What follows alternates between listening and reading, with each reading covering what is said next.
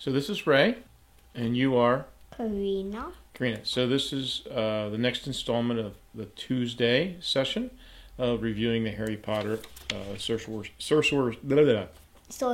Stone. Thank you. And as we're starting this week on chapters 9 through 12. And so there's two things, Karina, that is kind of interesting to me. One is that we now start getting into the part of this book where we talk about kind of the story of the book. Not all the background and, all the stuff we did before, but the actual story. And the other thing we start finding out about is Harry's character. And so if you remember in these chapters, we start with the flying lessons and how Harry is so interested in flying lessons. And then we go on to find out some adventures. We talk about Quidditch. And then we end with Harry looking into the mirror, which was the mirror that showed you what you really, really wanted. And it had all of his relatives in it. And his family and everything. Yeah, so that's what he was really... And Ron was not interested so much in that, but more interested in himself. And Harry was interested in something he never was able to have, which was... A family. A family, yeah. So we're not going to talk about that so much. We're going to talk more about the character of Harry that starts to unfold here. And we start learning about Harry through a number of different things. One was the flying lessons and the special thing that happened to him where he... What happened in the flying lesson? Do you remember? Oh, yeah. He went after Draco with the whole... Because Neville lost his little... what was it again? And Marvel, his Remember Ball. Oh, yeah. And Malfoy picked it up and he threw it and the lady had said stay put, but he went up anyway to go get it. He might have gotten in trouble. Yeah. And so what we start finding out about Harry is a little bit about his character. So what intrigues me here is Harry's character in terms of being a hero. And as we know about these books, Harry is the hero, and we don't know yet how that's going to play out. But not only is he a hero, but he's special. So Harry's not quite been able to manage how to be a wizard yet.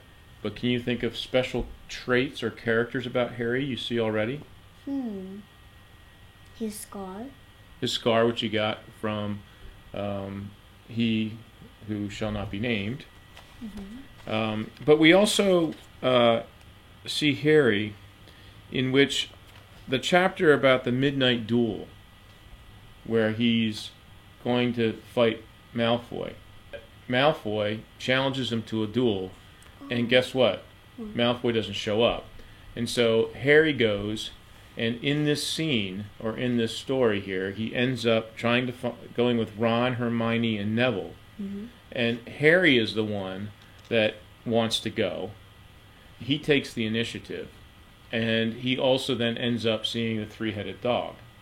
And what I find interesting in that is that when they find the dog, and after they leave finding the dog, Hermione says it was guarding something.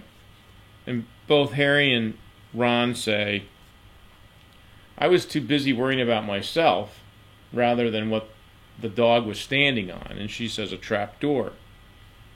But what it then says is that Hermione had given Harry something else to think about as he climbed back into bed. The dog was guarding something. What had Hagrid said? Gringotts was the safest place in the world for something you wanted to hide, except perhaps Hogwarts. It looked as though Harry had found out what the grubby little package from Vault 713 was.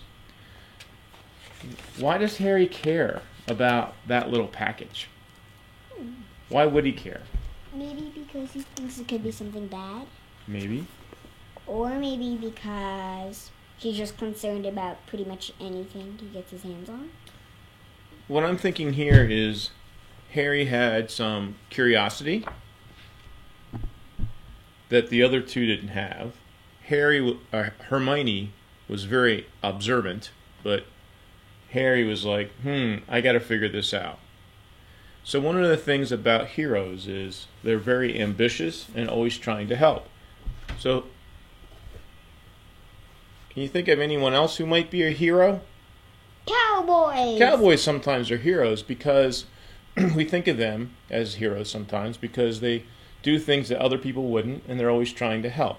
Now, I want to read something from another book here, which I got about heroes, which is interesting to me. So at the end of this book about a person that we often think is a hero in the United States, and this is a recently written book, and the author says, phenomenal luck is required to become a national hero. Being born at just the right time is the first essential element. And I kind of think about Harry about that he was born at the right time. And I don't know the full story about Voldemort, but he was born at the right time in which Voldemort came and took care of business. But then it goes on to say that this hero was driven to learn what led to success. And once he discovered the secrets of achievement, he endlessly attempted to improve himself, to endure incredible hardships, unblinkingly faced danger, and took incalculable risk both physically and financially.